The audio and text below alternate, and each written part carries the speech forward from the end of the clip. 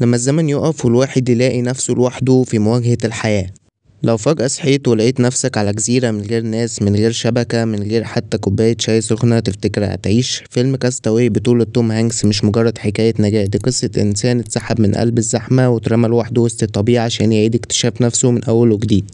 واللي يميز الفيلم ده عن أفلام النجاة التانية إنه مفهوش موسيقى، أغلب الوقت مفيش صوت غير صوت البحر والرياح ونفس البطل كأننا إحنا كمان محبوسين معاه. البداية: الحياة قبل التحطم. تشاد نولاند موظف كبير في شركة فيديكس، شغله الأساسي إنه يزق الدنيا تمشي أسرع وبيحسب كل حاجة بالثواني ووقته أغلى من الذهب. عايش في سباق دائم حتى في حبه، مع إنه بيحب كيلي بصدق، إلا إن شغله واخده منها ومن نفسه.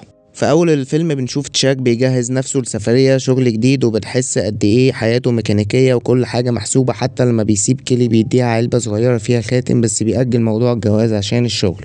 تاني حاجة الكارثة: سقوط الطيارة. في طريقه لرحلة عمل، الطيارة اللي راكبها تشاك بتقع في وسط المحيط الهادي بعد ما بتتعرض لعاصفة قوية. والمشهد ده من أكتر مشاهد تحطيم الطيارات رعبا في تاريخ السينما، إحساسك وأنت بتتفرج كأنك جوه الطيارة حرفيا، بتهتز وبتغرق وبتتنفس بصعوبة. تشاك بينجو من الموت وبيصحى تاني يوم على الشط، جزيرة مهجورة مفيش فيه بشر ولا أي وسيلة اتصال. البداية الحقيقية للقصة. هنا الفيلم بيبدأ فعليا من اللحظة دي. تشاك بيواجه أول صدمة: مفيش حد، مفيش أكل، مفيش مية صالحة، حتى إن الساعة بتاعته وقفت.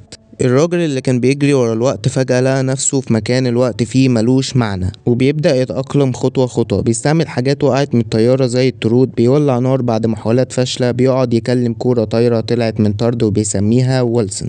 ويلسون مش مجرد كورة، ده انعكاس لوحدة تشاك، بيكلمه وبيتخانق معاه وبيعيط له. الكورة دي بتمثل الحنين لوجود حد لأي صوت تاني. تحليل شخصية تشاك نولان. تشاك مش بطل خارق ولا جندي قديم، هو مجرد موظف عادي اتحط في موقف استثنائي، وده اللي بيخلي شخصيته قريبة مننا. في البداية كان بيعتمد على التكنولوجيا، على الوقت، على النظام، لكن في الجزيرة اضطر ينسى كل ده وتعلم يبقى بدائي، يعيش بالغريزة، يفكر بعقله، يحس بإنسانيته. تحوله النفسي كان أقوى من أي حاجة تانية. من شخص بيحسب كل حاجة بالدقيقة، الإنسان بيقيس الوقت بالشروق والغروب. من راجل عنده كل حاجة لواحد خسر كل حاجة. الرمزية والإخراج. الإخراج هنا عبقري. المخرج روبرت زيمكس قرر إن الفيلم يفضل فترة طويلة من غير موسيقى خالص. ليه؟ عشان تحس بالوحدة زي ما تشاك بيحس. البحر، الرياح، الصمت هما اللي بيحكوا القصة. الجزيرة نفسها مش بس مكان، دي كأنها كائن حي بيمتحنه. الشمس بتحرقه، الليل بيخوفه، والبحر بيعنده. وويلسون والكورة رمز للعقل البشري اللي بيحاول يخلق رابط حتى لو مع جماد، بس لمجرد ما يحسش انه لوحده. الصراع والنجاة. تشاك بيفضل على الجزيرة 4 سنين، خس وزنه وشعره طول، دراعه اتعور وسنانه وقعت، كل ده واحنا بنتفرج عليه لوحده. مفيش حوارات كتير، مفيش مؤثرات. بعد كده نيجي لأكتر مشهد كسر فيه قلوب الناس في الفيلم، هو اللحظة اللي تشاك فقد فيها ويلسون. بعد ما قضى 4 سنين في العزلة، قرر يبني مركب من بقية الأشجار وحبل جايبه من الطرود اللي لسه محتفظ بيها، وبيغامر بالهروب من الجزيرة. وفي الرحلة دي ومع الأمواج العنيفة، الكورة اللي كانت صاحبته الوحيدة بتنفلت من المركب وتبدأ تطفو بعيد، وتشاك بيصرخ باسمه وبيعيط، لأن هي مش بس كورة، دي كانت آخر حتة من إنسانيته ومن عقله ومن صبره. اللحظة دي مشهد رمزي للتمن اللي بندفعه لما بنفقد حتى الوهم اللي كنا متشبثين بيه عشان نكمل. بعد كل ده بيتم إنقاذ تشاك من قبل سفينة مرت بيه صدفة في عرض البحر. بيرجع أمريكا، بيرجع لحياته، بيرجع للناس، بس هو مش هو. 4 سنين مشوا عليه كأنهم عمرين. ملامحه اتغيرت، طريقته في الكلام، نظرته للدنيا، كل حاجة. أول حاجة بيعملها بيروح لكيلي حبيبته اللي كان سايبها قبل الحادث، لكن الصدمة إنها اتجوزت وخلفت. ومن هنا بيجي الحزن الأكبر. تشاك نجا من الموت لكنه خسر كل حاجة.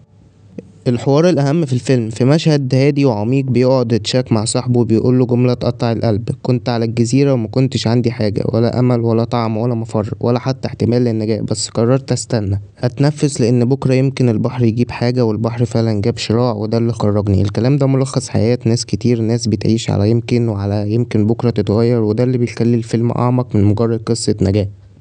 تحليل النهاية. النهاية اللي بتسيبك قاعد ساكت. تشاك واقف عند مفترق الطرق حرفيا في آخر مشهد، واقف قدام لافتة متفرعة لأكتر من اتجاه، بيبص شمال ويمين، وكل طريق وراه احتمال جديد.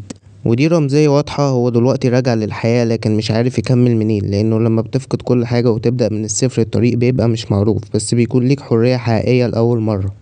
والمخرج روبرت زيمكس استخدم الصمت والوقت الحقيقي كأدوات سحر. الكاميرا بتهدى مع عزلة تشاك، الصوت بيختفي، والإضاءة بتتحول من ساطعة لخافتة حسب حالته النفسية.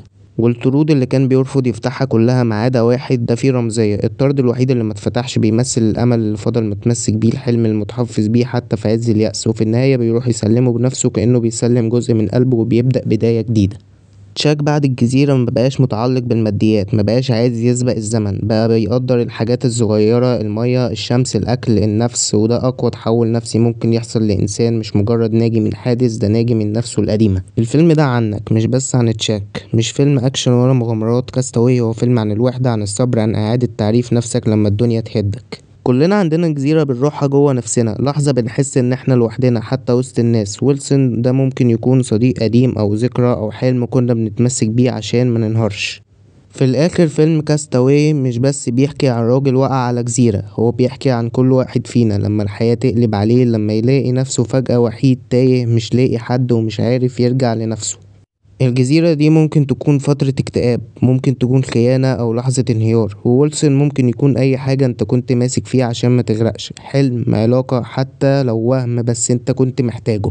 وتشيك خرج من الجزيرة أضعف بدنيا بس أقوى نفسيا، خسر كل حاجة لكنه كسب نفسه، والنهاية اللي وقف فيها قدام مفترق الطرق دي مش نهاية حزينة، دي بداية جديدة، بداية إنسان أخيرا عرف هو رايح فين، مش بس بسرعة لكن بالراحة وبتقدير. فيلم كاستاوي بيعلمنا اننا لازم نعدي بالمحن عشان نرجع نعرف نعيش، وان البحر مهما كان قاسي ساعات بيرجع لنا حاجة يمكن تكون فرصة تانية او بداية او حتى نفس نتعلم نكمل بيها. لو الفيلم لمسك او حسيت انك عديت بجزيرتك الخاصة قبل كده، سيبلي رأيك تحت وقولي كنت هتعمل ايه مكان تشاك، كنت هتستنى ولا كنت هتنهار. في الاخر الفيديو ما تنساش تعمل لايك وسبسكرايب لو بتحب النوع ده من الفيديوهات، واستناني في تحليلات تانية لأفلام اقوى واعمق واغرب من الخيال، وسلام.